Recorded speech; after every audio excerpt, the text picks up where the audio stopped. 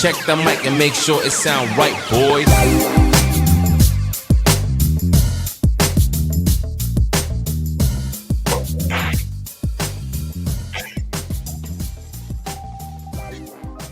Welcome one and all to the Defiant Takes Football Show. I'm Max Dean. You can find me on Twitter at @TheMaxDean, and I am here per Monday with Kyron Samuels at Kyron Samuels on Twitter. He is our offensive line expert, which comes into play big time tonight. Of course, he is also our director of social media and insider at Defiant Takes Football. Kyron, how you doing today, man?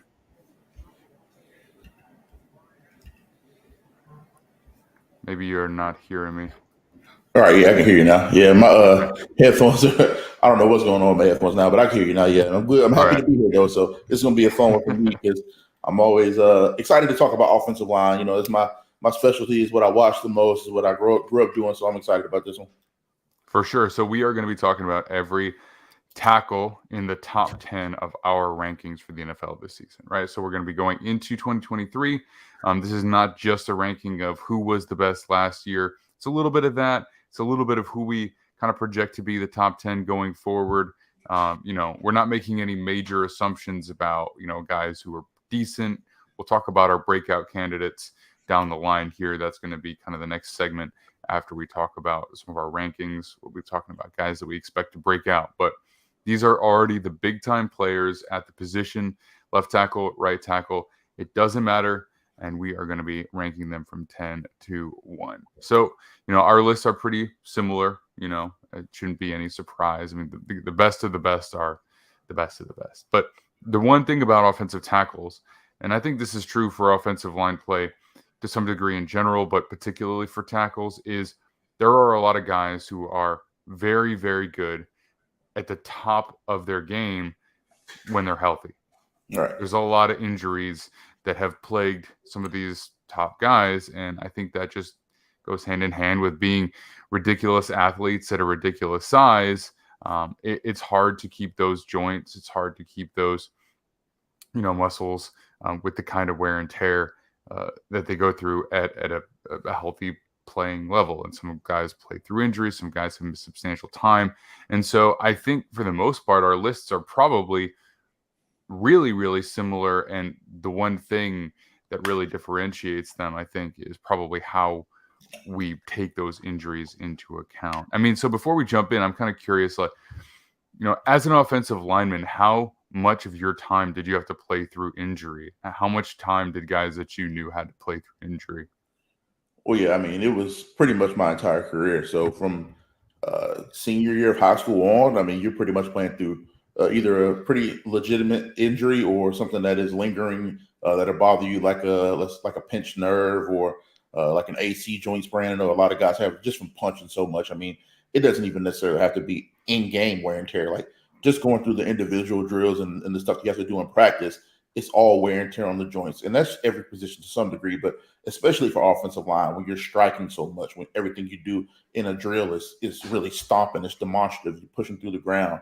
Even, all the other stuff that we do is just all based off of each other, striking and initiating contact. So it's really difficult. And I had my fair share of surgeries. I was able to, luckily enough, I didn't miss much time in terms of actual gameplay.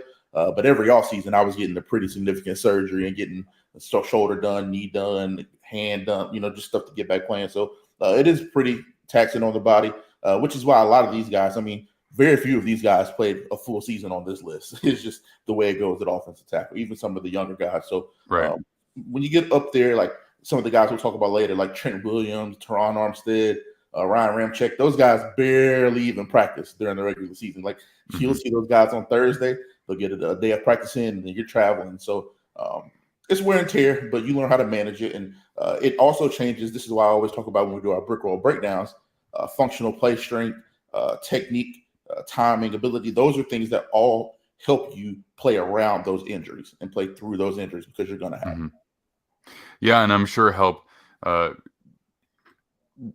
don't want to say keep you from getting injured, but I think they help at least a little bit, right? The better your technique is, the less likely you are to sustain an injury. Nothing is going to guarantee that, obviously, but it's going to help, and then certainly it's going to help you play through them as well. So let's jump right into it today. I'm eager to get going. There really was only one difference in terms of guys in our top 10. We didn't have them ranked identically, but in terms of like who was there, for the most part, we are quite similar. I won't say who they are just yet, but I had one guy you didn't have, and you had one guy I didn't have. So just jumping right into it. Number 10 overall, I have Rashawn Slater, and you have Ronnie Stanley. Slater being the tackle for the Chargers. I want to preface this because I feel like most people, like most fans who would listen to this, do know these guys. But when it comes to offensive line play, we probably shouldn't take that for granted. So we can spell that out a little bit more specifically. So Stanley being the Ravens. Ronnie Stanley's been an All-Pro. Slater's been an All-Pro. Slater missed the majority of last season, which was his second year in the league, to a tricep tear or bicep? Tricep.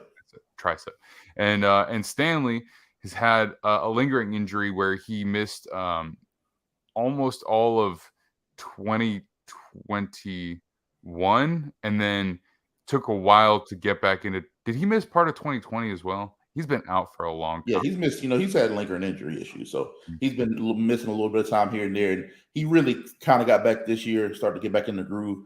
But he still battled through a lot of injuries this year as well. So he's definitely got to have to deal with it.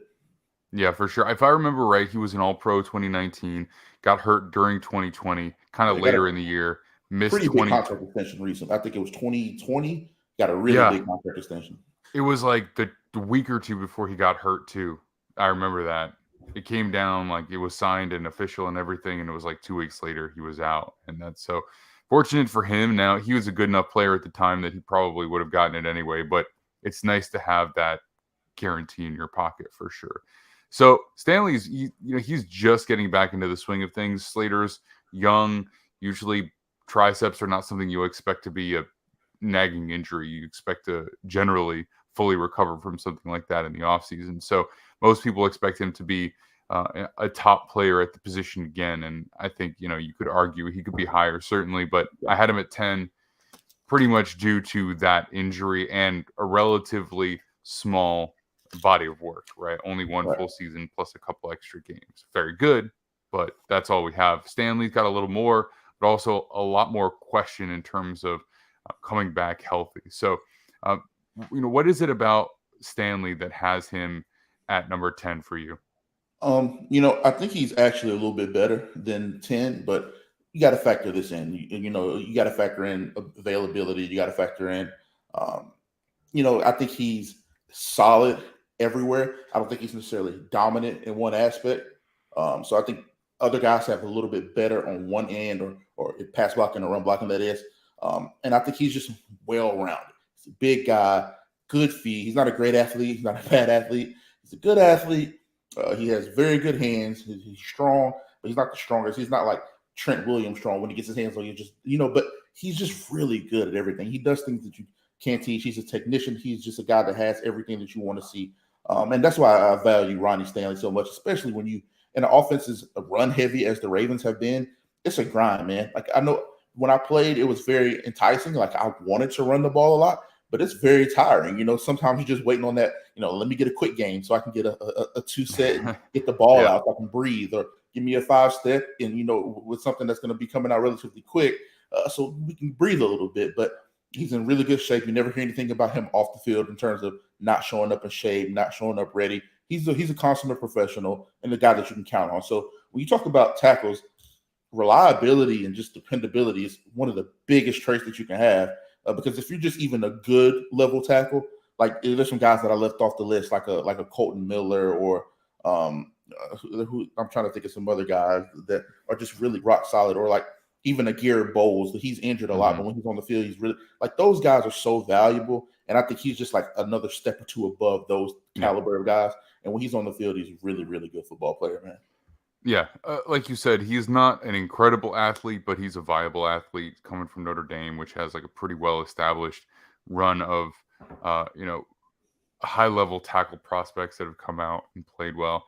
And I think the biggest thing about him is the technician side of him, but also the measurable side, right? Like he's got everything you want. He's 6'6", 315.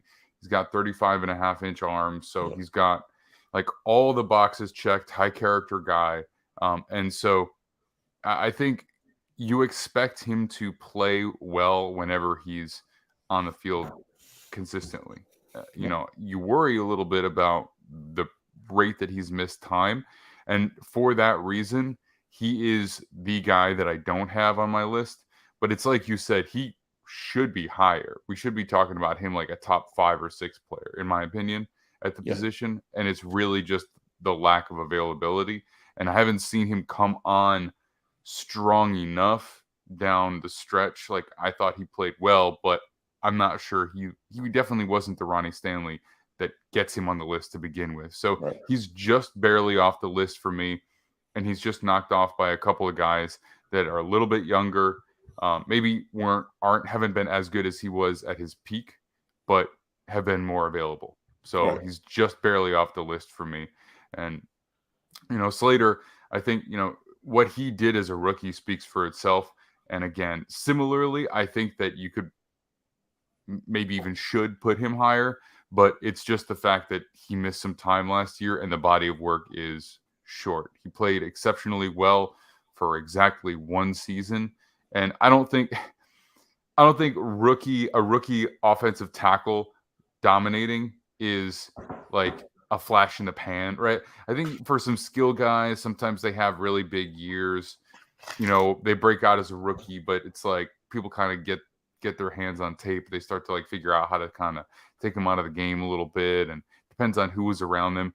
I don't think that's going to be the case with Slater at all. I Yeah. think he's going to be exceptional for the entirety of his career, and so that's really the only reason that I have him at 10 versus a little bit higher. And I think that can take us right into number 9 because you have Slater at number 9, and I've got Andrew Thomas at number 9.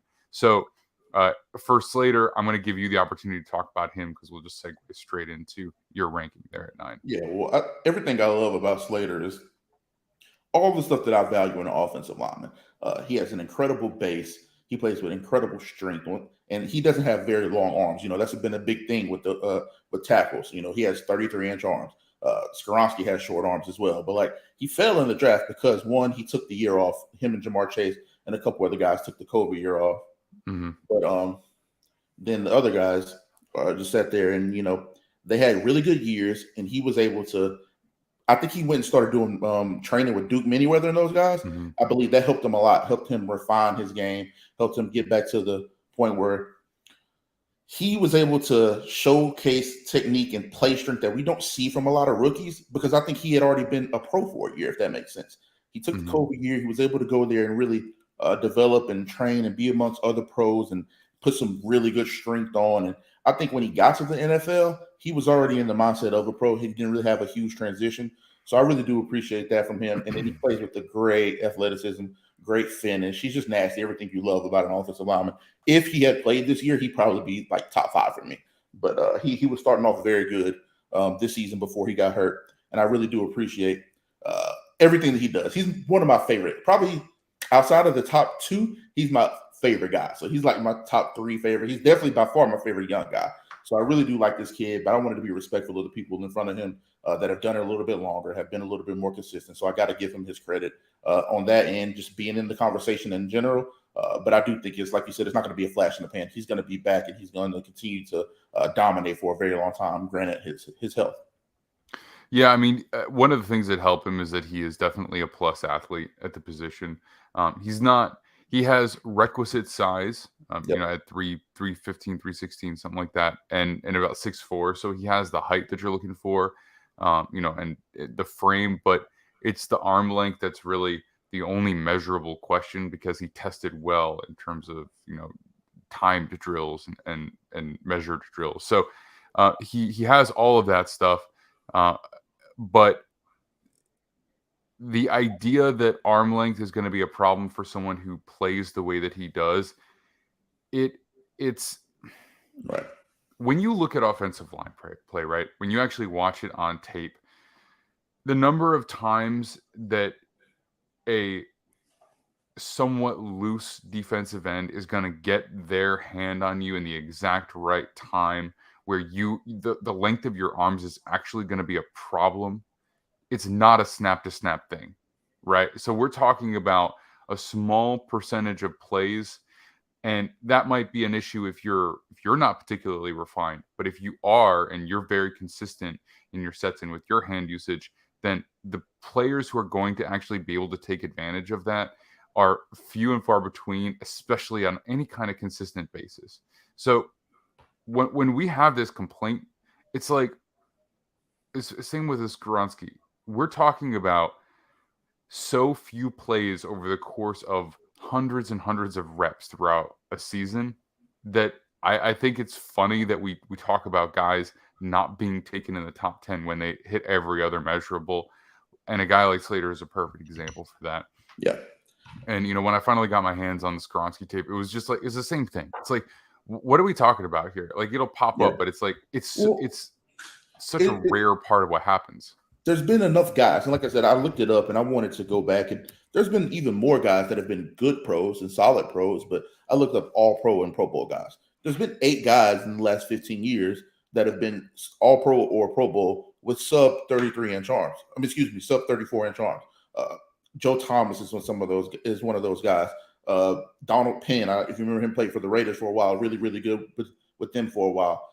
Ryan Ramczyk, another guy. Rashawn Slater is a guy. Like, there's been enough recent guys that have been really, really good with below the protocol 34-inch arms that I think they shouldn't be like as really leaned upon as much anymore. Watch the tape. The tape tells you that the guy, sometimes he can give up his chest, but I see guys with 36-inch arms do that. I see guys with 35-inch arms do that. Most of the time, he's the one with the perfect hand placement. He's the one with the technique. He's the one that's doing the job. So, like I said, I think we'll move out of that as we get more along and you start to see some of these guys come in and really excel. But he's a guy that I didn't have any problem with. I didn't have any qualms with him. Yeah, I think you do have to overcome it because it is a shortcoming. But if you're a player that plays at that kind of level, then it's not as much of an issue. And I mean, Penn had a long career. I mean, he played more with the Bucks than he did with the Raiders, I think. He was around for quite a while. All right. And then Andrew Thomas. So he is the one player that I have that you did not have on your list. Thomas, coming out of Georgia, was a 4th overall pick, if I remember right. And he struggled immediately on a bad team with a bad offensive line in general. And, we talked about it before. His play strength coming out was not great. Even though he had all the size, the actual functional strength was unspectacular and probably just an outright issue. But he's gotten stronger. He's gotten more refined. He played significantly better in his 3rd year, played really, really well in his 4th year. So for me, even though I think maybe because he's in New York, his ranking is slightly overblown, I definitely had to have him in my top 10 list. He was not a guy that I personally could admit. So what kept Thomas from being on your top 10? A little bit of the things that I talked about with Stanley, I think Thomas is a little bit more athletic, but they're of the same ilk, is where they're not necessarily dominant in any facet. I think he's improved a lot as a pass blocker, but he's a guy that, like, I don't want to say this disrespectfully, he survives more than he dominates, if that makes sense. But that is the job. That's what playing tackle in the NFL is. I think Andrew Thomas does a lot of great things, and he looks so much better than he did year 1 and 2. I think it kind of gets blown out of proportion a little bit as far as where he actually ranks among these guys. I think a lot of people may have him a little bit higher, but I have him like 11th or 12th. I think he's still right there, and that's like not a disrespect at all. If you're top 11 to 12 guys, you're a Pro Bowler every year. Like, you're amongst the best 5 or 6 guys at your position. That's just how it is. But I think he's a guy that is consistent. Now he's grown into a consistent player, and a guy that I would like to see be a little bit more imposing in the run game. A guy that I would like to see be a little bit more stout as far as anchoring in the pass game. I think he does a lot of really good things, but I would like to see him take another step if we're going to put him in the same category as the guys that we're talking about. Not being a good player or being even a really, really good player. He's got some Pro Bowl, or I think he may have an All Pro honor. I'm not 100% certain, but he's being mentioned with these guys. So if we're comparing him to the cream of the crop, the Tonsils of the world, the Teron Armsteads of the world, the Trent Williams of the world, then there's a bit of a gap between him and those guys. And that's kind of the reason why I left them off, because I didn't want to be like leaving the right tackles out, because right tackles kind of get disrespected a little bit too much, in my opinion. I think right tackles that are just as important. You see what Lane Johnson means to that team in Philadelphia. So I couldn't put him above those guys.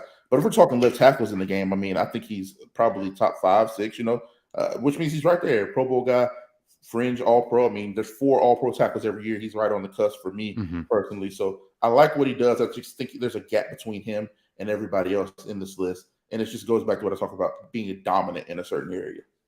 Yeah, I think when you look at his draft status as the 4th overall pick, that always travels with you. It either means that you're slightly overrated, or you kind of you're trashed a little bit harder if you don't live up to that, right? So, you can be a decent player and be portrayed as exceptional, or you can be a mediocre player and be portrayed as awful, just depending on where you went. And maybe there's not that much of a difference between the two in real life, but in terms of your reputation, there can be a dramatic difference. And I think also some of the measurables, I mean, 36 plus inch arms, people really looked at him as being a tremendous prospect. I think, honestly, for a guy like him, at this point in his career, he's 4 years in, I don't think this is a position where it's like you hit your prime in year 4 and then it's like you have 2 years of being just that good and then that's it. I think if you really work at your craft for a guy like him, there's no reason he can't elevate himself and end up being one of the true top players at the position as well. 100%. So I think the trajectory for him is pretty good so far. All right. So next up, you had Jordan Mailata, and I have Ryan Ramczyk. So Mailata is the hulking left tackle for the Eagles, who was originally a rugby player from Australia, came over, ended up getting drafted in the 7th round, and Eagles liked what they saw in him, gave him an extension kind of early, and he's outplayed that almost immediately. He's a tremendous, tremendous player. And Ramczyk is a 1st-round pick for the Saints back in, I want to say, 2017, and he plays right tackle, really, really high-quality player. He's one of the first guys who kind of set the market and brought the, whether it was, perceived value or the real value or whatever, it doesn't matter, but he brought the financial value of right tackles a lot closer to what left tackles were making. So when we say the gap is closing in terms of the pay scale for these guys, he was one of the key players to set that in motion. So what has Mailata at number 8 for you? Well, he's a guy that, like, we're talking about what separates these guys. There's not a whole lot, right? Like, we're talking about ability. These guys are all extremely talented. These guys are all extremely successful. They're here for a reason. But he's a guy that I think we're talking more than the other guys. He's shown a little bit more power than the guys that I have him in front of. And, and maybe not Slater, but I'm just being respectful. This guy is on the field all the time. He's playing all the games. But compared to an Andrew Thomas, like we just said, or Ronnie Stanley, I think I see more power in the run game from Jordan Mailata. He moves people. And he has the same pass blocking ability as those guys. You see him with his athleticism at his size. It's remarkable to see, to be honest. And when you consider the fact that this guy hasn't been playing football for a very long time, I think this is like his 5th or 6th year of like organized football. And what Jeff Stoutland and those guys have done with him in Philadelphia is nothing short of remarkable. And I think he's going to continue to get better. He's very young. I bet if I'm not mistaken, he's 26 or 27. He's fairly young. He's a guy that's going to continue to grow. He's a guy that's going to continue to improve. And he's already amongst the best in the league, in my opinion. He doesn't, it's very a star-heavy left tackle group. When we talk about the Tunsil's, the Armsteads, the Trent Williams of the world, even in Andrew Thomas playing in a bigger market. I mean, Philadelphia is big, but it ain't New York. I mean, he plays for the Giants and the NFC East. Even guys like Tyron Smith, they get more credit than a guy like Jordan Mailata from the masses. But if we're talking about on-field ability, a guy that can really go out there and produce year in, year out, he's done it. He's proven that he's amongst the elite. They had, the number one balanced offense this year. I think the Chiefs were number one in total offense. But if you're talking about the balance between rushing yards and passing yards, nobody was better than the Eagles last year. A large part of that is due to their ability to run to either side of the line. You got Lane Johnson on the one side, you got Jordan Mailata on the other side, and there's really not a big drop off. Lane is better, and I'll explain why, because he's going to be pretty high for me.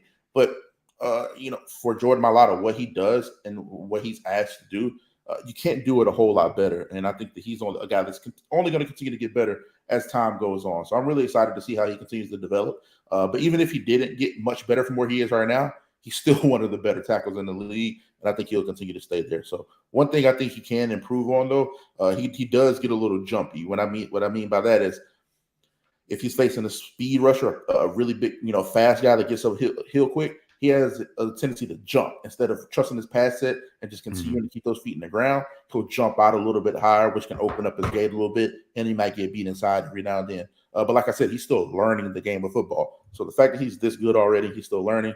Once he gets those little techniques and those intricacies down, I don't think there's going to be many people better than him at the position. So I'm excited to see him continue to grow.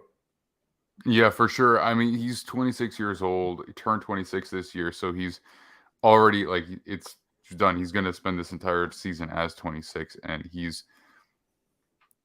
a pretty remarkable story. So it's like what we just talked about a minute ago, where a guy like Andrew Thomas is going to be rated highly because he was a 4th overall pick. It's going to be tough for Jordan Mailata to ever get that kind of recognition because he is a 7th round pick who didn't play college football. He didn't even go to the combine. He was literally a rugby player in Australia who came over because some scouts were like, this guy is pretty big. Let's see if he's a pretty good athlete. Let's see if we can make it work. And so I think when you look at what he's done so far, you have to assume he's going to continue to improve. So he's coming up on my list here in just a little while. So I'm definitely going to give him love here in a minute. But I have Ryan Ramczyk at 8. So Ramczyk, Ramczyk's a really good player. He's a little bit, you got him coming up here pretty soon as well, so we can kind of segue into that here in a sec. But he's slightly less athletic than I think that some of these other guys, and that's one of the things that I think that just holds him back just a little bit. So what's your take on Ryan Ramczyk? I guess we can just jump right into it. He's a guy that's like a technician in every sense of the word. Mm-hmm. So he's the guy that I really, really have an affinity for because he's the guy that does, and I hate to say this, it sounds so corny and coach speak and like cookie cutter BS, but he does it the right way, man. Like if you're teaching, if you have teach tape, you want to show Ryan Ramczyk. If you have a guy that you want to bring in and lead the younger guys, lead the rookies, or a guy that needs a little bit of guidance, the NFL is a business where they try to take on rehabilitation projects if we're talking about image and maturity and all this stuff. So even if it's a guy that's a little bit older, that's been through some stuff, you want a Ryan Ramczyk on his team. So I think he does everything the right way in that sense. Plus, he's just a technician. When I talk about that, the same things we talked about with Skoronski, he's a guy that I kind of have, pigeonholed as a comp, and I don't do that lightly. But I think that Skoronski can fill in that Ryan Ramczyk role, being the technician that does everything right from the footwork, always on key with his base, has his feet lined up. He's never too out of position, really good with his hands, finishes through the whistle. Not necessarily the strongest or the most powerful guy, but he just gets the dang job done. He does it at such a high level, and he's done it for such a long time at this point. You have to give him his proper respect. And he's the guy that, he had some injuries a little bit. All these guys have, so you have to factor that in. But he's played a lot of football. So he's played enough football for me to give him the benefit of the doubt. In a way that, like, in the inverse of that, like, if Rashawn Slater had played this entire season, he'd probably be top 5 for me. But he doesn't have the same grace period that these guys have because they've done it a lot longer. They've done it, for in some of these cases, multiple franchises on different sides of the ball. So I give him a little bit more of a grace period there. But I really do love everything he brings to the table and just how technically sound he is. Right. That's a really good description of him. He's the kind of guy who he wants to make like what pre-draft he didn't really do all the speed measurables at the combine because they probably would have been something that ended up just for a good franchise wouldn't have mattered, but probably would have pushed him down the board potentially for some teams when you actually saw that. So he kind of knew that, I think. We're talking about 2017, so I don't remember all of the details of it, but he's a guy where, what you're going to get out of him and what his best attributes are is everything that you're going to see on film.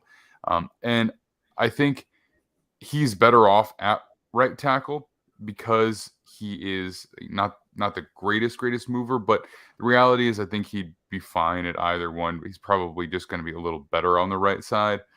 But like you said, grace period.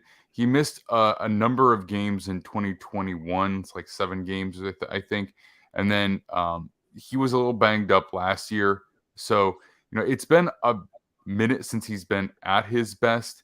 But again, he's not that old either. So despite playing a lot of football, it's not like he's like an aged player either. I think I need to see how old he is. I want to say he's like 31 or 32-ish. That sounds right, but I have to look.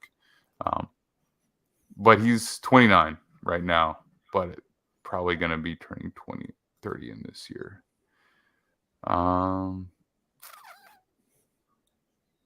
No, so he's 29. So he is still pretty young. So I think we're going to see a really good Ryan Ramczyk for the next few years. And, having him probably makes everybody more comfortable in that organization, I think, from the coaching staff, the GM to the quarterback, everybody. So whatever you get out of your rookie, he really is a rookie this year after missing the entire year last year. So whatever you get out of your rookie left tackle, at least you got Ramczyk there. And I think worst case scenario, you can play him on the left side.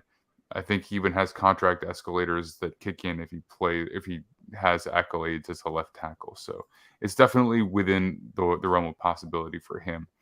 Bakhtiari, you've got him higher, which I fully understand. He's a guy that, again, you could probably put it top 2, top 3 if he hadn't been hurt for so long. I mean, the story with him and Stanley is pretty similar. The key difference between those two guys is that Bakhtiari was doing it at a higher level for a longer time, I think. And so, you kind of give him a little bit more benefit of the doubt as well. Bakhtiari was perennial All-Pro for, I don't know, like a good 3 or 4 years before his injury issues started. And, he came back, he tried to play through, and it's been a problem. And, it looks like he's going to be all right this year. I think he closed out the year feeling okay. But similar story, tremendous player. He's a guy that doesn't have the same type of measurables, though, I think, as a Stanley. And so his pathway to where he is makes it even more impressive for him. Right. Yeah, and I'll talk about David a little bit later, but everything he said and a little bit more, man, like talking about his actual play style, I think he's one of the best I've ever seen when he's healthy and he's on the field. And hearing him talk recently, he's done a couple podcast stops, he's done a couple interviews. Sounds like he's reinvigorated. Sounds like he's recharged and ready to go. Whether that's with the Packers or not, we'll see, depending on how that works out. But he sounds like he's ready to go and he's healthy and excited. He seems like he's in a really good headspace. So I'm excited to see him produce. Yeah, for sure. I mean, we can talk about him a little more right now if you want to. He's your number 6 guy, so that's pretty much right now. Going right into him, he's a guy that, like you said, has 2, 3, top 4 ability when he's healthy. When he's on the field, he's incredible. I've never seen a guy like him or Teron Armstead, and you could throw Trent in there as well. But Trent, he's out there, but he's not necessarily going through the actual practices. But guys that just show up on game day and can be the best tackle on the field. Like, you don't see that. That is something that is just unreal when you think about it. Of course, they're going through film. They're doing their film study. But if you're on practice and sharpening your blade every week and getting timing down and just getting out there and getting used to it and staying in shape, you know how hard it is? Like, people, this is something that young players don't really understand. your coaches, sometimes coaches are just jerks, right? They want to take it out on you a little bit. You might do a little bit of extra running or a couple extra harder periods, but it's to condition your body so your body's able to go stand up and play a game at that intensity, at that speed. So your body can hold up over a 17 game season. You have to practice. You have to stay in shape. You have to practice doing it full speed to get those reps right. So you're having proper technique and just be able to survive. A lot of young guys don't understand that. But that's what practice is really for, especially once you get to that level in the NFL and high level college football. It's even more important then. So the fact that they're able to like not have that and just show up on game day and be incredible is something I've never seen before. But talking about him as a player specifically, he's so explosive. It's one of the things that I think separates him from most people. You're talking about a guy that I talked about Mailata. Sometimes he has a tendency to jump and maybe get a little bit too exposed, too out of his stance. I've never seen somebody have it so under control like David Bakhtiari, with the exception of some of the guys we're going to talk about, maybe a Trent, but and a guy like Tunsil, when we talk about him, he's a little bit different. He's so like smooth. Very few guys that are as smooth and controlled and like just refined as he is. But Bakhtiari is an explosive athlete for the size. Very few guys can move like that. Very few guys have the power that he has. And he's a guy that does it from multiple angles. He does a lot of one-arm stabs. A lot of guys are taught to get both hands on, to lock on and then survive through the rep. He does a lot of things, switching his hands up. It's extremely high level. And I'll see him, do one-arm stabs. And we'll talk about another guy later that does some really cool stuff, which kind of sets him apart from everybody else. But that's what I noticed when I talk about David Bakhtiari. It's the explosion. It's the versatility with his hand and his punch. It's the domination in the run game, being really just a maul. Everything that he does, he puts it together very well. And he's just a little bit meaner, a little bit nastier, a little bit stronger, a little bit more explosive than the guys that are behind him on this list. I think he is maybe the best pass protector in the NFL when he's healthy.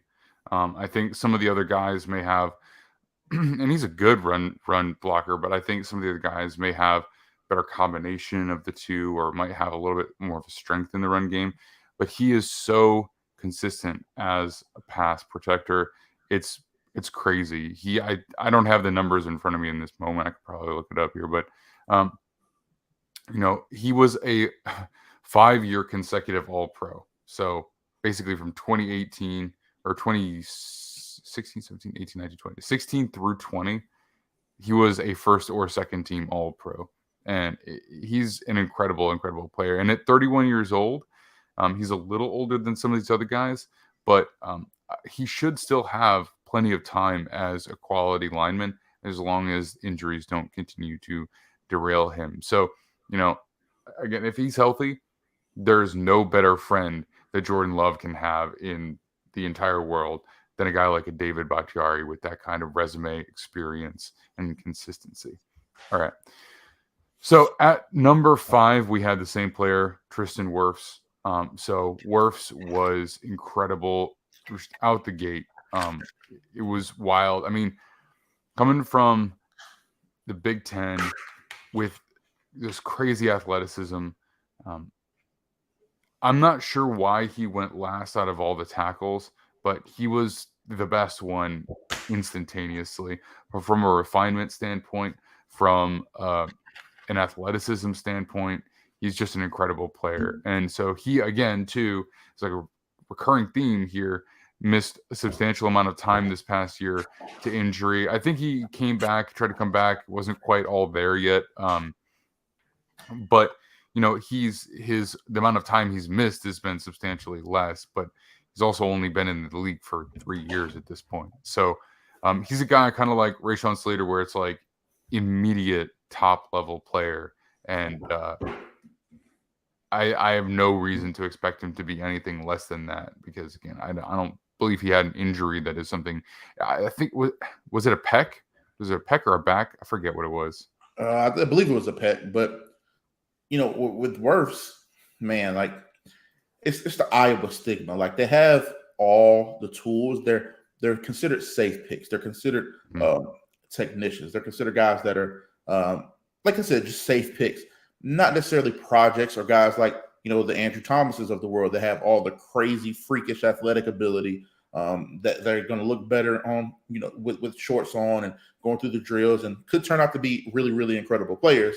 But those guys, like the Big Ten guys, is kind of what I'm getting at. Like those are the refined day one technicians that have really good bases. They have really good strength. They're very technically sound. They're the guys that can plug and play pretty soon. Relatively early when you get them to the NFL level. You've seen a lot of those guys transition to have really good success. You got the Wirfs of the world, the Slaters of the world. You even look at guys from the past. I mean, we had a ton of Big Ten guys have made a name for themselves on the interior as well, just being really good offensive linemen from the gate. And some of the other guys from the other conferences are just a little bit more freakishly athletic for the size and probably need a little bit more refinement. But once those guys get developed, they turn out to be one of the better players too. But I think that's what it was at work. People probably overthought it just a little bit. But once you talk about in the NFL, he's one of those guys that I talk about balance. I think he plays with a great balance. And I think sometimes it's at a hindrance to his power. I think that he could be a little bit more aggressive, but he's so big. He's so strong as it is. He never gets out of his framework. He never gets out of his body. I think that he could be a little bit more.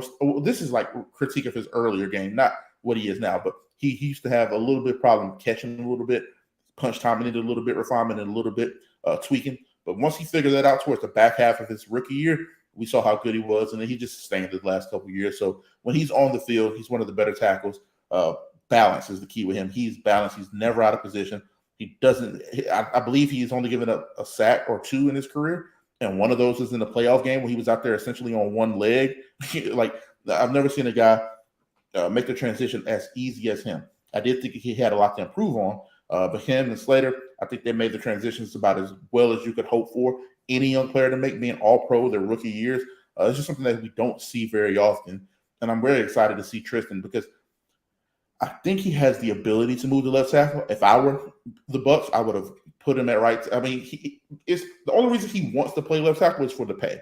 It's not because, anything else is just they're equally as important in value. If we're talking about actual on-field product, what they mean to the offensive line, all five guys are equally important. People talk about protecting the blind side of the quarterback, all of that, but you get an offense that is a quick game offense.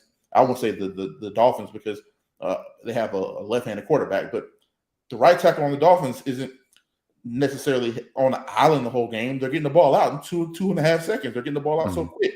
So it's probably harder on the interior guys because the quarterback's not taking as big of a drop. So people just need to keep that in mind. We're talking about positional value, but we can talk about that later. I think he has the ability to play left tackle. I would love for him to stay on right tackle. He's been a right tackle his whole career. It's really hard to make that transition, and there's no guarantee that he'll be the same player right away that he was a right tackle. But that's where the money is for now. That's what he'll probably end up doing. And I think he has all the ability in the world. The ability is not the problem. It's going to be the technique. It's going to be teaching your body how to flip and push off of your right foot now and anchor with that left foot and get the punch timing down. And he's another guy that uses a lot of one-arm stabs to try to, get the defense in off of his path a little bit, and then he refits a lot. So that's something I kind of see as something he needs to work on if he's going to make the transition to left tackle. But all the ability in the world, extreme balance, which is going to help him out, and I think he's going to be fine going forward. He was a guy that I was a little bit more critical on early because, God, he was out there as a young guy. He's just balling really good, and the hype kind of like exploded for the guy. And I'm like, I look back a little bit. Some people were saying he's like on Trent Lane's level already. I'm like, relax, he's not quite there yet. But as the rest of that season went on, as the past season before he got injured went along, he was as good as anybody in football. So I have to give him his proper respect here at 5, and he'll be all pro for as long as he's healthy, in my opinion. Yeah, for sure. I think you say balance, and that is definitely the case. But for me, body control is what's super evident for him. So it's like it's balanced with the lower half, but it's like balance in the upper half as well. It's just always so under control, and he's explosive in a way that not a lot of tackles are. Like there's some guys that have great quickness. You can talk about like a David Bakhtiari, like exceptional quickness, but he has just like a head to toe explosiveness that's pretty rare, especially for a guy that's as big as him, because he's essentially 6'5", 320. I think he's a little bigger than that now, probably. But his you see the video of him jumping out of the pool and stuff. Yeah, That's that was just crazy. for a guy of his size, it's crazy. And I think wrestling, there was a lot of talk about him as a wrestler. And I think some other Iowa guys are wrestlers and play like they look for that. But for him, I don't think it necessarily means anything, but I think you can definitely see the correlation in the core strength and that upper body balance. I'm not sure if I have a more eloquent way to put it, but for sure, big time player. And he didn't miss a ton of games last year. It was an ankle injury. I just looked it up. I couldn't remember what it was, but I feel bad because the Bucks were like kind of irrelevant, and I didn't follow what was happening there that closely. Crazy. I'm perfectly honest. NFC South wide open again. So I'm people kind of crap on those divisions, but to me, they're by far the most interesting division.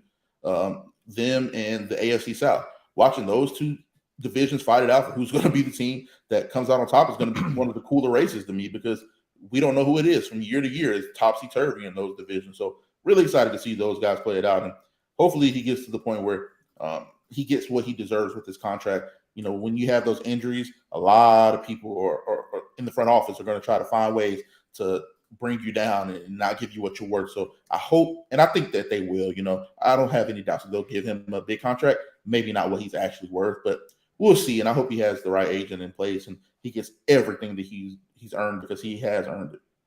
Yeah. And I think the difference between left tackle and right tackle, it used to be that offenses were kind of right-handed versus left-handed.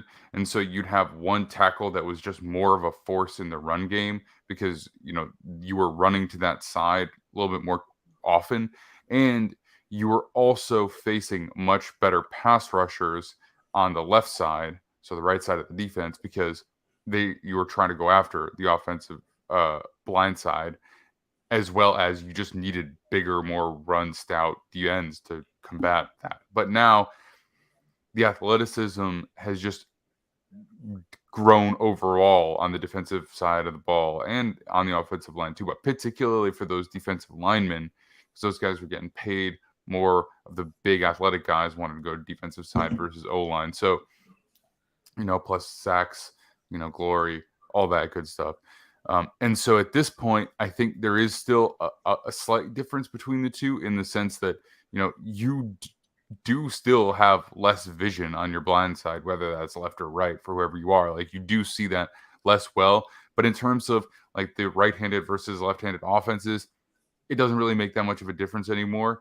And as far as the quality of the pass rushers on the edge, that doesn't really make that much of a difference anymore either. So I think you can make the argument that there's still a small difference between the two, but the reality is that you need high quality pass protecting tackles on both sides of the line.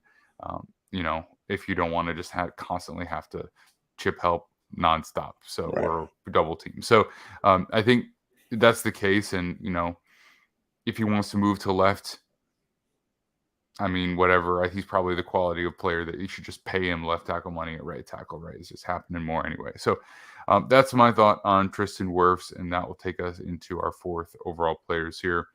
Trent Williams for you at 4, Terron Armstead for me at 4. I think at this point, for who we have left, it's a lot of minutia, that separates these guys. And I think that you could order them however you want to. Yeah. And it would be hard for me to really make a case against what your ranking is. All I can do is just kind of support why I particularly think that they are where they are. So why don't you start us off with Trent Williams at 4 for you? Well, Trent is the most accomplished by far. If we're talking about an all-time ranking, he's number 1. There's no question about that. In my opinion, he's the greatest left tackle to ever play in the game of football. There's no question about that, in my opinion.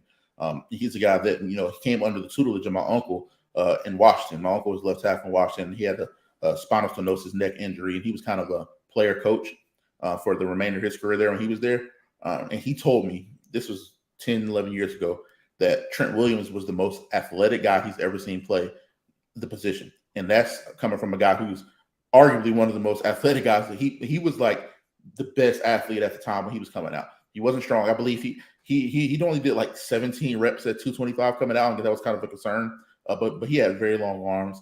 He was he was 6-time Pro Bowler himself, all that good stuff. And he was like, no, I played with Orlando Pace. I played with Jonathan Ogden. I played in the golden era of tackles, and that guy is by far the most athletic tackle I've ever seen.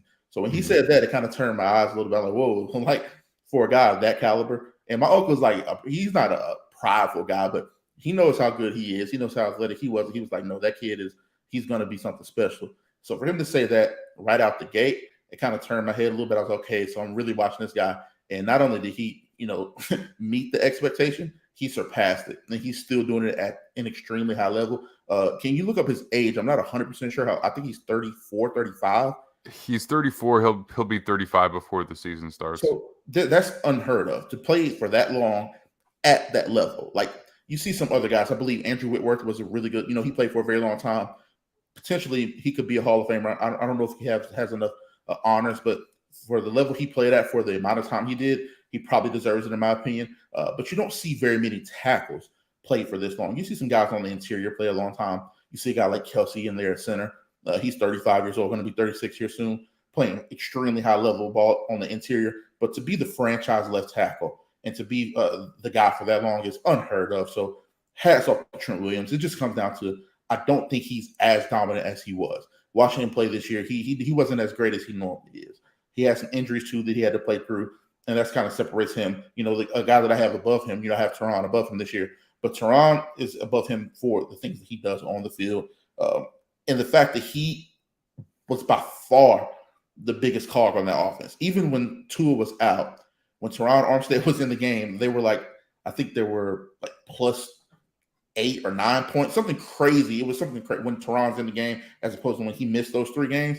The point differential was insane. He was the most important player on that offense, and that comes with Tyreek Hill, Tua Tagovailoa playing at an MVP level for most of the year. Jalen Waddle has the most yards per catch in the NFL. Like, he was the biggest and most important piece of that offense. So I don't take that lightly. That's why I have him a little bit above Trent. But Trent missed time, and those guys didn't necessarily miss a beat on offense because the system's so great. They have so much talent around them in San Francisco. He's not as important. He's still extremely important, but not as important. I mean, they had Brock Purdy next to Tom Brady with graphics. Like, that's how good the offense was. Like, they have Debo, Ayuk, Juwan Jennings, Kittle, Christian McCaffrey, Mitchell. Like, they have so many weapons there. They were able to kind of, mitigate his time out, and he's able to, miss a game if he needs to and really get back healthy, and they'll be fine. Teron Armstead and the Miami Dolphins did not have that luxury. I believe they were 0-3 without him in those 3 games. It was something crazy. I don't have all of the stats in front of me, but that's why I have him a little bit ahead. But you talk about a guy that can do everything. If we're talking about him just as an overall player, he has all the explosive athletic ability, probably the most athletic guy when he was in his prime, all the power in the world. You don't see very many guys that are able to pull at that level. You're talking about a guy that can move on right. Even when they have heavy tight end sets, they can move him to the right side and have him be the tight end on the strong side and pull, and they can have him down block and get him out in one-on-ones with DBs and linebackers, and he's totally fine. Very few guys have that capability at the tackle position in the NFL, and he still has that ability at 34, about to be 35 years old. It's just that he's not quite as dominant as he has been, and the guys above him, I think, are playing at a higher level than him at this point. But that takes nothing away from how special he is. He's still an all-pro. He's still one of the better guys in the NFL, and I think he'll be until he hangs it up. He's a guy that is so refined and so skilled and so powerful that as long as he's on the field, as long as his mind is willing to do it, he'll play for as long as he wants to play. That's how good he is. So we're splitting hairs here, like I said, but I think he's just a little bit behind these guys right now. If we're talking about the total package, what they're at, the level that they're playing at right now, I think the guys in front of him are just a little bit better right now. Right, and we can kind of group 3 in here as well because we have the same players, just reverse order. So I've got Teron Armstead at 4. You got him at 3.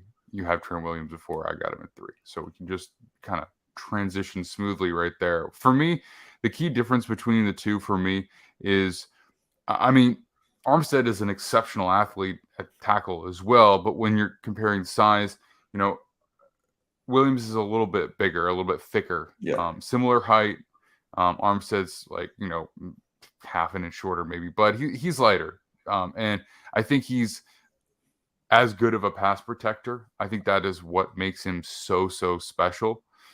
But I think that if you include both the run and pass game, Trent Williams is still a still better combination of the two. I think I don't think it's as big of a difference as it may have been when Trent Williams was at his peak, but I still put him just barely over. And then, the other thing that makes the difference for me is availability, right? Williams has been pretty consistently available for the majority of his career. Missed a little time last year. He missed 2019, but that was due to basically having major beef with Washington. That it was not an injury thing. He had an illness, but that wasn't even what kept him out, right? It was, I think he had a growth. It might have even been cancer conceivably, but and it was because of the doctors. Like, he had been saying he wasn't feeling right, and he had a whole situation with the organization and how he was feeling with them. And it was a fair gripe. I mean, listen, there's no doubt about that. But the fact that he took a year off in his prime. Like, he's like, I'm not playing for these guys. So for him to sit out a year and come back the way he did, it's one of the more miraculous things. Like, people don't understand how hard that is. So it had been 2 years since that guy had played significant snaps, and to come back at the level he did is just relatively unheard of. You don't see it, especially from a guy like in his prime like that. So he said it actually kind of did a little bit of wonders for him, like kind of help his body recharge and get back in the groove. But your body can recharge and get back in the groove, and you still not be playing at the level that you were previous. I mean, that's just how it goes. But I mean, we see guys like Andrew Luck, even Peyton Manning. Peyton Manning got the neck fusion and stuff like that, and he came back and had a couple good years, but he was never the player that he was when he was in his prime in Indianapolis. Andrew Luck was never the same player after his string of injuries. And that's that quarterback where it's physical, you're getting hit, but you aren't in the trenches banging every play. It's a different level of physicality, no question. So like I said, I have all the respect for him in the world. If we're talking about big picture, I think he's the best left tackle ever. Yeah, I mean, it's incredible. And we talk about body control too. Like, when you see him, it's not just that he's getting there fast. When he's pulling, when he's, leading, whatever it is, he's just like so under control.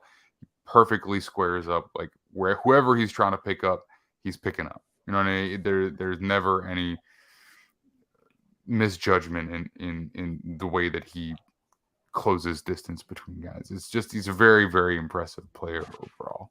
All right, so that takes us into number 2, who we have the same player, Lane Johnson, right tackle for the Philadelphia Eagles. First round pick. I want to say he was also a 4th round pick. I think Trent Williams was fourth overall pick. I mean, and I think Johnson was a 4th overall pick, if I'm not mistaken as well. And he was the heir apparent to Corey Jason Peters. I want to say Corey Peters, but Jason Peters. And Jason Peters just kept playing, so they just had Lane Johnson at right tackle. He's probably the most athletic right tackle to have played in the NFL ever, and that includes Tristan Wirfs, I think. Lane Johnson's just a rare dude. Yeah. I mean, you see pictures of him without his shirt on. They don't make offensive linemen cut like that. Like, he is ridiculous. Now, he, again, similarly to Armstead, without looking at the numbers right now, I don't think, or Williams, I don't think he has the same stoutness, but incredible athlete, great length. And, after just a short time, he elevated to one of the best, and he's really just been there for a long time. And he's missed a little time here and there, but mostly it hasn't been substantial, and he's just been, a cornerstone of the Eagles offense for quite a few years now. I forget what year he was. I think he was drafted in 2012? 2011, 2012. Yeah, he's been here for a while now. So his ability, what he's able to do, he's just a freak in every sense of the word. Like, going back to just the Eagles for a second, if we were just doing an offensive line ranking, like not just beholden to tackles, they would have 4 of the top 10 offensive linemen, or 3, at least 3. I think you have a hard time probably squeezing maybe, say a Malu in there, but I think he's on the cusp. If we're talking about interior guys, he's up there. And Landon Dickerson, I mean, he's been a Pro Bowler twice, I believe, already. Like they have the best offensive line of football by a pretty clear margin. So the development there has been insane. The people in the building, the Jeff Stoutlands of the world, and the assistants are just on a different tier. We're talking about developing guys and developing talent. So I want to give them their credit, but Lane is just a guy at his age to be doing what he's doing as well. I believe he's 33, if I'm not mistaken. But he's had some serious injuries. Like he was literally playing the playoffs this season with a torn groin. Like he had a torn labrum in his groin area, which is like all of the torque, all of the power, all of the explosion that he's relying upon is based off of using those muscles. So the fact that he was able to power through that, you talk about toughness. I think that's a thing that sets him apart from most of the guys here. He's probably the toughest guy to go along with that athleticism. He's a guy that has that explosion, and he has, in my opinion, the best timing. If we're talking about punch timing, punch placement, consistency with that, he's the best at that. So if you couple that with his athletic ability, you get the second best offensive lineman in football, even at his age. So that's what I think sets him apart. It's his toughness and his punch timing, his punch ability. He's also able to do some of the stuff getting out in space with those faster guys, those more elusive guys, and he doesn't miss a beat. He's also a guy that you can just stick on. Micah Parsons, go watch when he played Micah Parsons this year. He's able to just literally go against the best guy that you have and take him out of the game. It's just uncanny. Like when you look at it, it's like he does it in the way, and this is what I say about Trent all the time. Trent Williams is the best of all time, in my opinion, but he's not teach tape. Trent does a lot of stuff that you don't teach, that you can't teach, because he's the only one with the capability and the power and the ability to do that. But Lane is a guy that he's prototype. I'm talking about everything is perfect. Very rarely misses a one-on-one solo. But I just can't say enough good things about this guy. And for him to do it at the level he does it at, for all the injuries that he's had, all the stuff that they ask him to do, it's pretty remarkable. And I don't think he has very much longer left. I know I believe he signed another extension last year, but I think this is going to be the last ride for him and Kelsey. I think there's going to be some major overhaul in the offensive line room this time next year. But I think they're going to run it back one more time and try to get a Super Bowl this year. And I wouldn't be surprised if they do win the Super Bowl this year. But if you're talking about the most complete roster, I think they have it. But a lot of that is based off of Lane Johnson. And if Lane Johnson isn't able to go for that team, they go from the best offensive line to 4 or 5, maybe. They're still going to be very good, but he's that important of a piece. He's that key of a call for them. I think that he's probably played the best outside of my number 1 this year, which is why I have a number 2. And I still think, even though he probably hangs it up relatively soon, if his body was able to hold up for another 3 or 4 years, he'd still be up here for me amongst the best of the best. So can't say enough great things about Lane Johnson. And he's also, like, we talk about a lot about his pass blocking ability, because the Eagles are great, protecting the passer, but he's equally dominant in the run game, man. Like I said, one-on-one solo blocks. And then we're talking about getting in there, and we're talking about removing and displacing people on double teams. The Eagles run a lot of, duo stuff. They run a lot of, double team stuff. And he's a guy that just totally displaces the down lineman in front of him. And he's great at getting up to the second level. There's not a better guy in football right now getting to second level from the tackle position than Lane Johnson is. So I can't say enough good things about him. I really think he's a surefire Hall of Famer. I don't think people really give him his respect all time, because it's just like, you don't necessarily hear a lot about Lane Johnson. Like when you talk about the Eagles, I mean, Kelsey's the figurehead, right? And rightfully so. He's the best center in the game, or top 2 or 3, in my opinion. But, he is the guy that gets all the attention.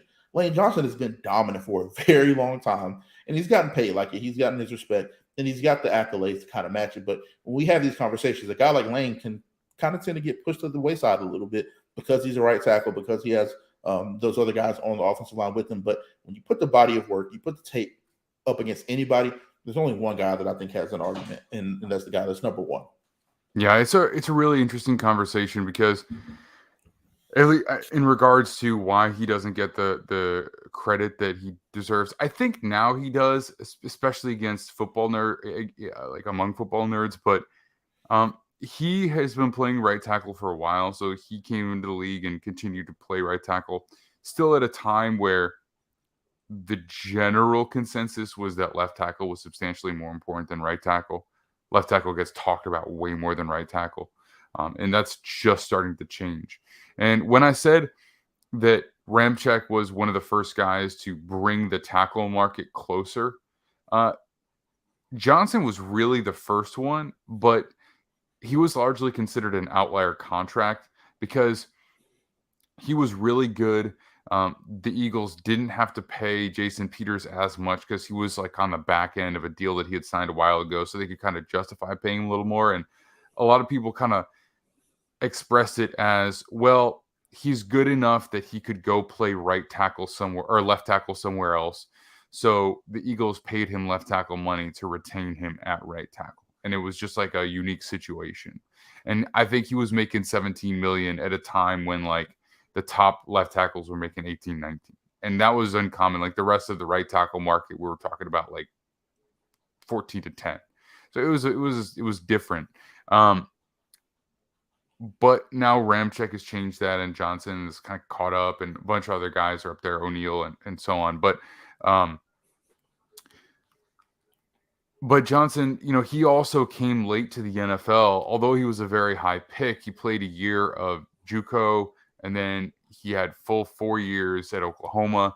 And so he'd already been a little bit of an older prospect.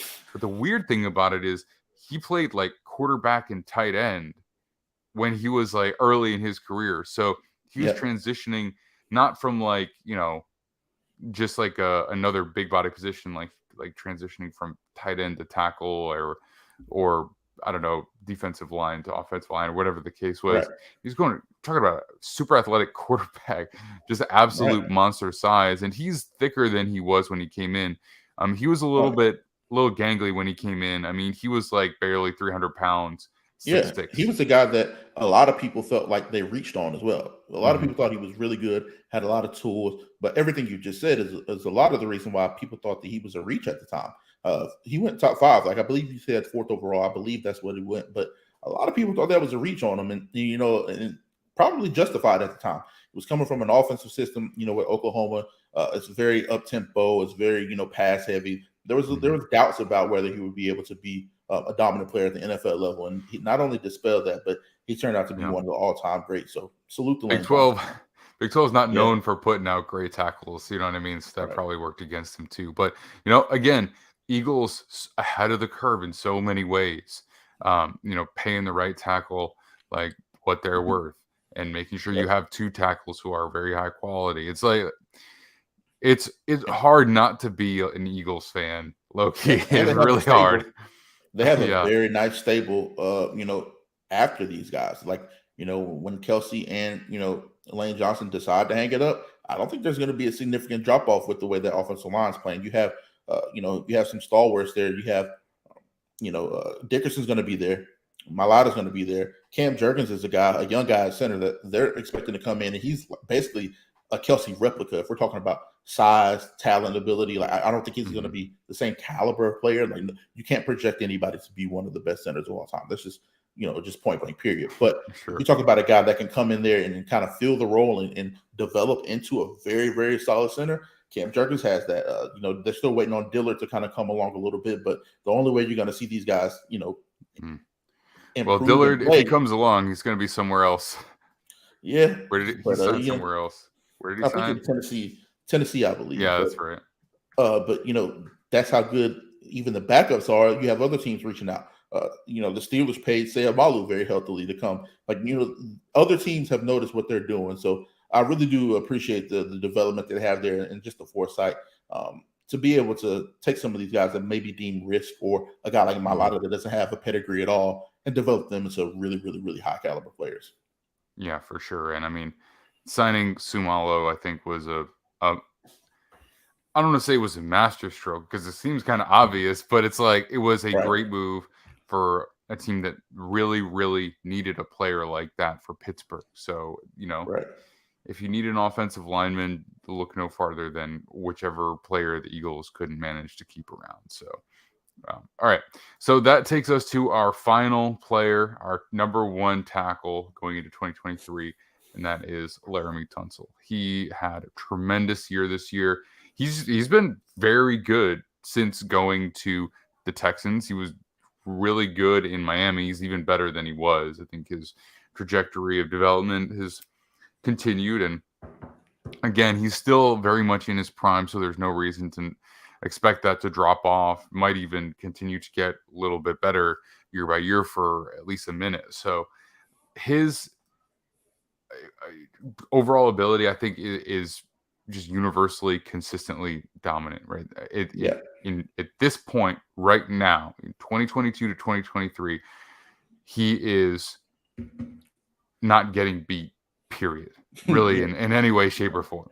So, I mean, I'll let you start off because you were on him really early in the season last year and he closed out exceptionally well. And I'll talk about the financial side of what he's managed to do afterwards for a minute because it's pretty funny, but you can go ahead here.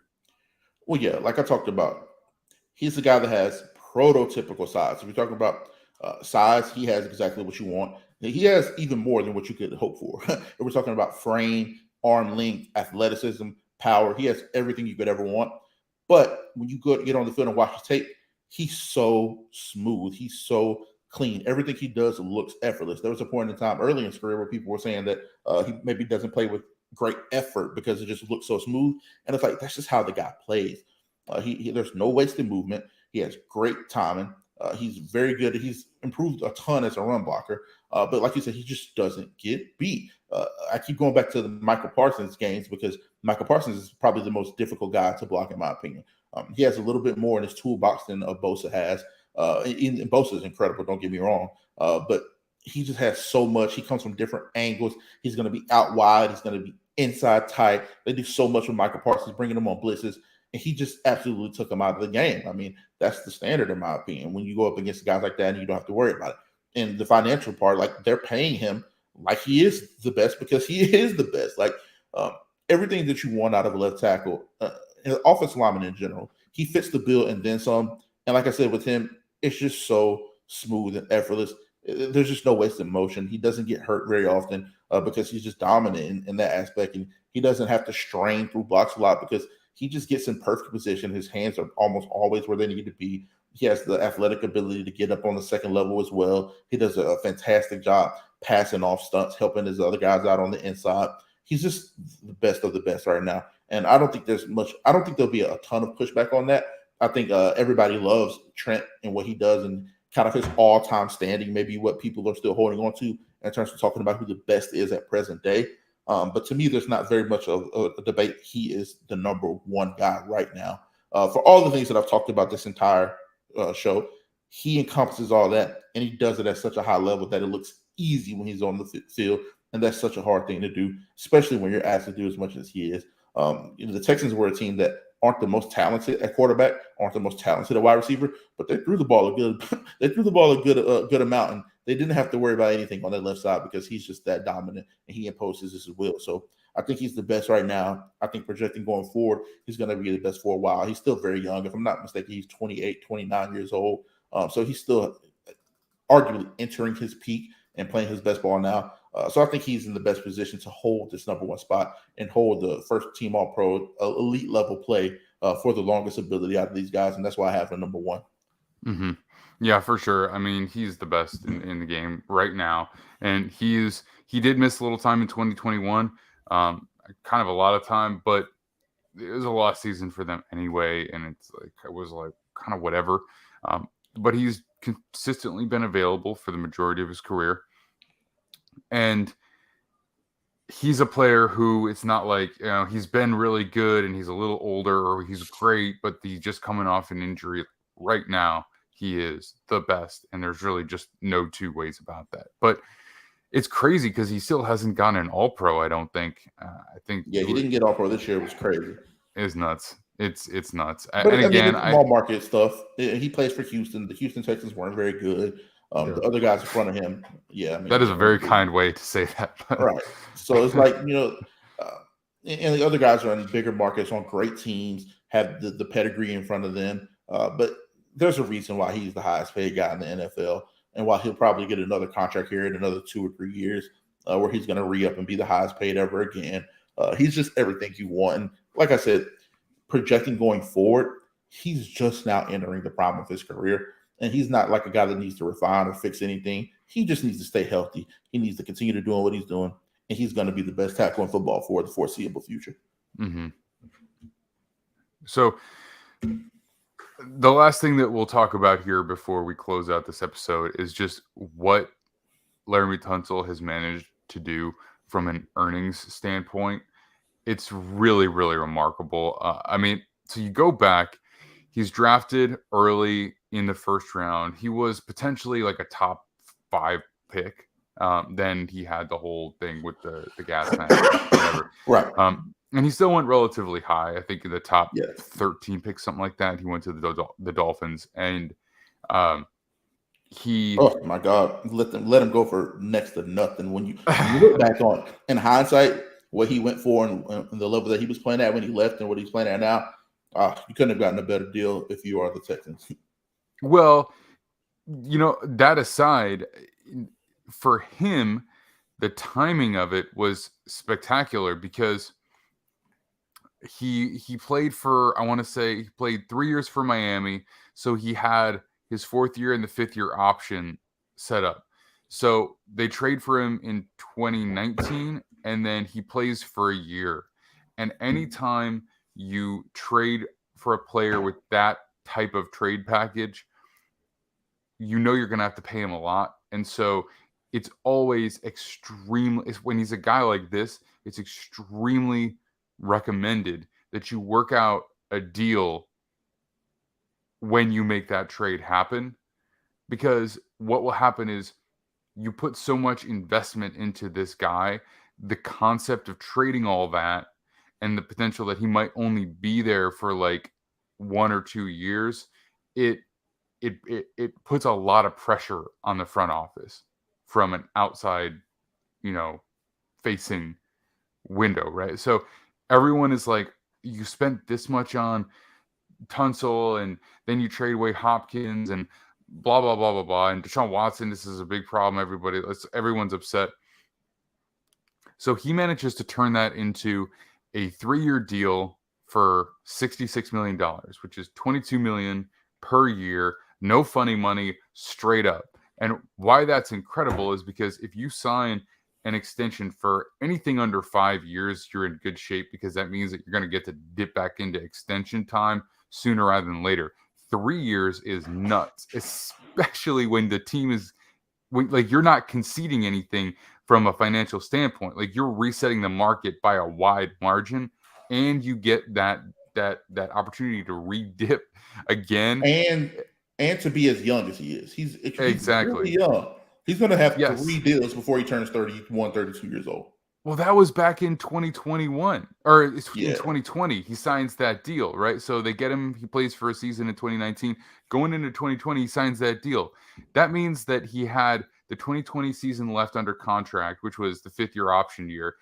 They could have messed around with the franchise tag, but they decided not to do that. They do this deal.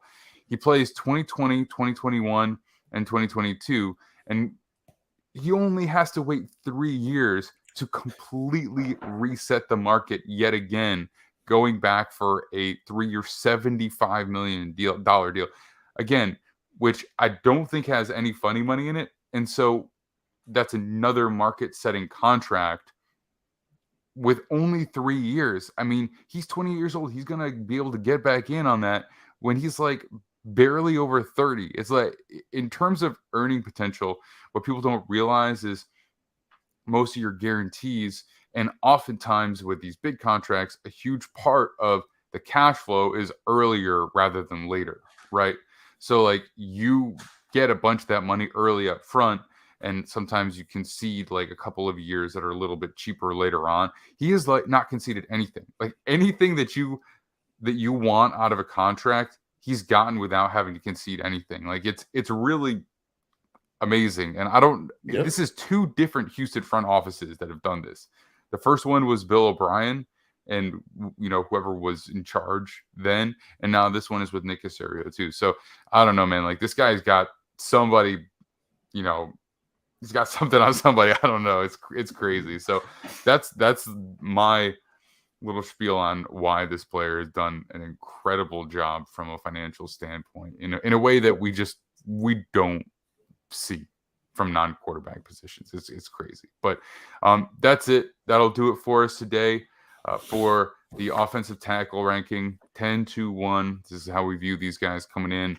And next week on Monday, we'll be talking about the interior offensive linemen. Is it a little bit of a crime that we're talking about guards and centers in the same show? Yeah, but if we feel the need, we can include some honorable mentions to make it right. But that's what we'll be talking about this coming Monday, and then in a few weeks out, we will be talking about some of our breakout candidates. So guys that aren't in the top 10 right now for us, but guys that we could see very much elevating to it, or even in the top 5 as well. So some of those guys will get their time in the spotlight too. Kyron, thanks for joining me, man. Appreciate you bringing your expertise to the show. You can find Kyron at Kyron Samuels. You can find me at the Max Dean. Defiant Takes is at Defiant Takes on all social media outlets. So follow us, hit subscribe for the YouTube channel. You can find our podcasts with all of our live shows being put up in the feed after the fact, and of course all of our brick wall breakdowns and DTF film sessions as well. So I think that's all of the shout outs that I need to give. We will be back very soon, guys. Thanks for joining us, and we'll see y'all this coming Thursday. Check the mic and make sure it sound right, boys.